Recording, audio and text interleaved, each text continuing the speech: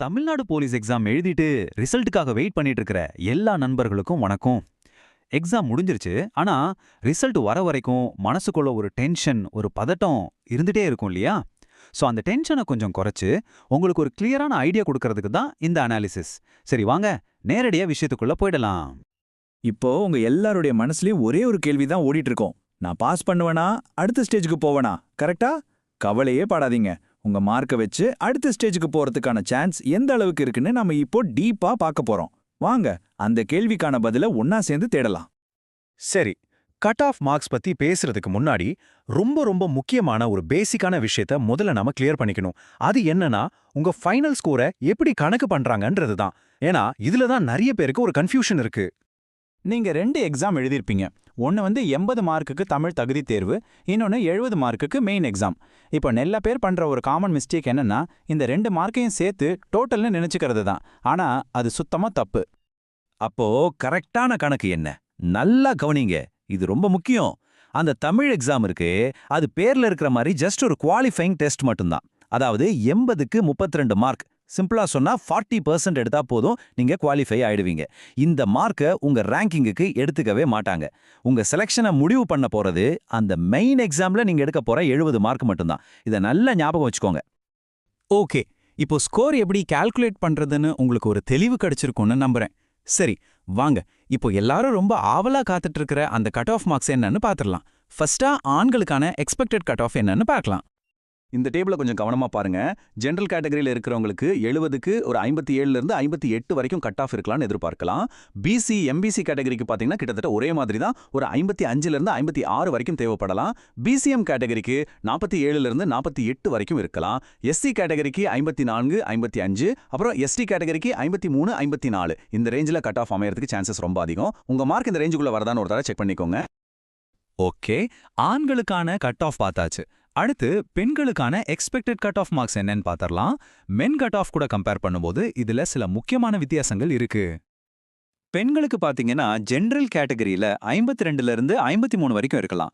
PC மற்றும் MBC கேட்டகரிக்கு 51ல இருந்து 52 மார்க்ஸ் தேவைப்படலாம்.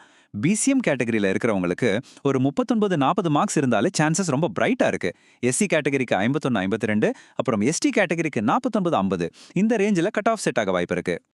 சரி, இப்போ இந்த கட் ஆஃப் நம்பர்ஸை தாண்டி இந்த செலெக்ஷன் ப்ராசஸ்ல இருக்கிற ஒரு முக்கியமான விஷயம், ஆனா நிறைய பேர் நோட் பண்ணாத ஒரு சின்ன சீக்ரெட் பத்தி இப்ப பார்க்கலாம்.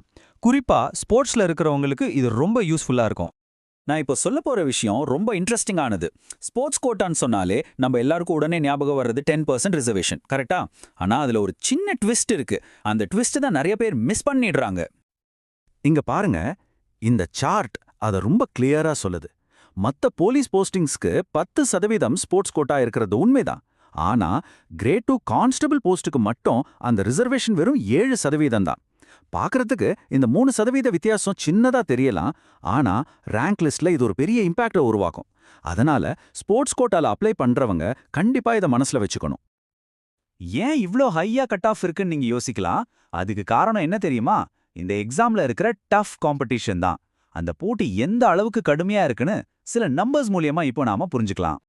ஃபர்ஸ்ட் டோட்டல் வேகன்சிஸ் எவ்வளோன்னு பாருங்க. வெறும் 3644. ஜஸ்ட் 3644 போஸ்டிங்ஸ் தான் இருக்கு. இதுதான் நம்ம எல்லாரும் போட்டி போடுற டார்கெட். ஆனா இந்த 3000 சொச்சம் போஸ்டிங்ஸ்க்கு போட்டி போடுறவங்க எத்தனை பேருன்னு நினைக்கிறீங்க? கிட்டத்தட்ட 2.25 லட்சம் பேர். ஜஸ்ட் யோசிச்சு பாருங்க. இந்த 2 நம்பரையும் பக்கத்துல வச்சு பார்த்தாலே காம்படிஷன் எந்த லெவல்ல இருக்குன்னு உங்களுக்கே புரியும். ரிட்டன் டெஸ்ட்ல இருந்து அடுத்த ஸ்டேஜான பிசிக்கல் டெஸ்ட்டுக்கு 1:5 ரேஷியோல தான் செலக்ட் பண்ணுவாங்க. அப்படின்னா ஒரு போஸ்ட்டுக்கு 5 பேர்னு கணக்கு பண்ணி அடுத்த ரவுண்டுக்கு கூப்பிடுவாங்க. அப்ப கணக்கு என்ன சொல்லுது? எக்ஸாம் எழுதின அந்த 2.25 லட்சம் பேர்ல தோராயமா ஒரு 18,000 பேர் மட்டும்தான் அடுத்த ஸ்டேஜுக்கே போக முடியும். யோசிச்சு பாருங்க, 2 லட்சத்துக்கு மேலானவங்க இந்த ஸ்டேஜ்லயே எலிமினேட் ஆகிடுவாங்க. இப்போ புரியுதா போட்டி எந்த அளவுக்கு டஃப்பா இருக்குன்னு? இந்த நம்பர்ஸ், இந்த அனாலிசிஸ் எல்லாத்தையும் பார்த்ததுக்கு அப்புறம் நான் உங்ககிட்ட கேட்கறது ஒரே ஒரு கேள்விதான். நீங்க நினைச்ச மாதிரி கட் ஆஃப் மார்க்ஸ் வந்தா மட்டும் போதுமா? அடுத்ததா வரப்போற அந்த பெரிய சேலஞ்சுக்கு, பிசிக்கல் டெஸ்ட்டுக்கு நீங்க தயாரா? இனிமே உங்க ஃபுல் ஃபோக்கஸும் ரிசல்ட் பத்தின கவலைகள் இருக்கக்கூடாது. அடுத்த ஸ்டேஜுக்கான பிராக்டிஸ்ல தான் இருக்கணும். உங்க எல்லாருக்கும் என்னுடைய மனமார்ந்த வாழ்த்துக்கள்.